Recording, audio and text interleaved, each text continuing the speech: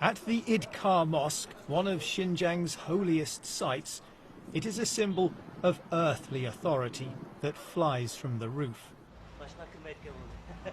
But the access we're being given is designed to show that any concern about China's tightening control of religious faith is misplaced.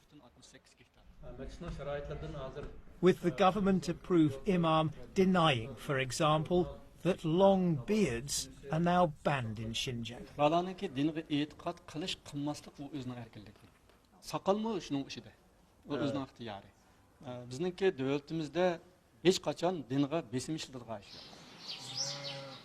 When we break away from our official tour, however, along with the locked and deserted homes, we find clear evidence of the suppression of Islamic customs and beliefs.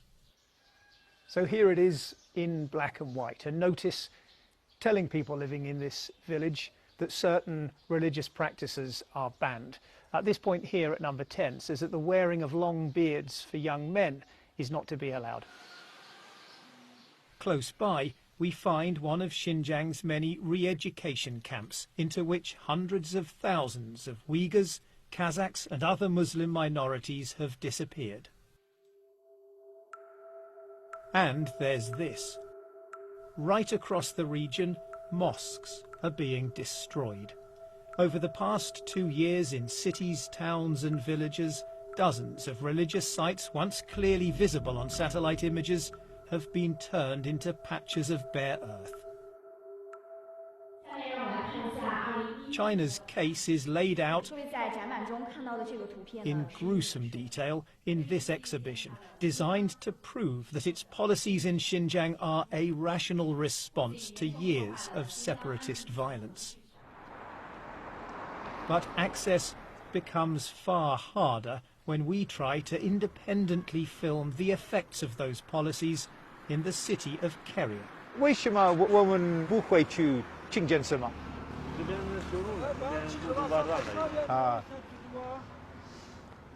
So I asked if we can get to the mosque. He says that the road is closed. We think it's only just been closed moments before our arrival. We've seen a number of other people on motorbikes, scooters, some cars as well, stopping and asking why they can't get through.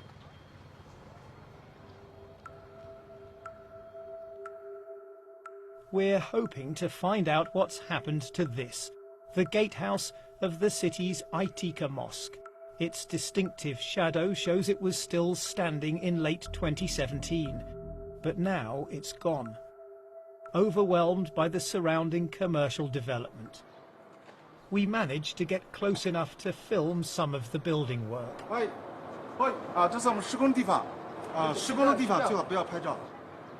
Marooned in the middle, the mosque's prayer hall with its domed towers is still intact. But there's construction machinery on the spot where the gatehouse once stood. Nearby, traditional Uyghur neighbourhoods are being demolished too. The old homes are visible in this image from 2 years ago. Whole swathes have disappeared just a few months later. This patch of land encapsulates perfectly the two driving forces of modern China: political stability and economic development. There's no doubting that these neighbourhoods were poor, but by demolishing them, by repressing the faith of those who lived in them, and by forcing hundreds of thousands of them into re-education, the concern is that a whole history and culture are being wiped out. In 2015, we filmed the crowds, young and old, turning up to pray at the Idkar Mosque. Beards were easy to spot. 4 years on, the faces are clean shaven. And this is the scene just before prayer time. Inside, a few elderly men gather in silence.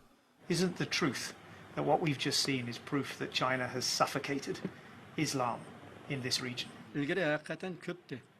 Nima uchun ko'pdi desa, u vaqtida hamda menda ish o'rnidan ta'minlaydigan ish yo'q. Lekin xalqlarning turmushi namorat, o'ttir yoshliklar ish emgak bilan va tijorat bilan, hunar kasb bilan shug'ullanyapti. Shunda bo'lgandan keyin kunduzi ular tijorat qiladi yoki hunar kasb yoki xizmat qilganlik uchun bu yakil namoz o'qiydigan vaqti yo'q. Until recently, this place was the vibrant heart of a deeply devout society. Now, there's almost no one left.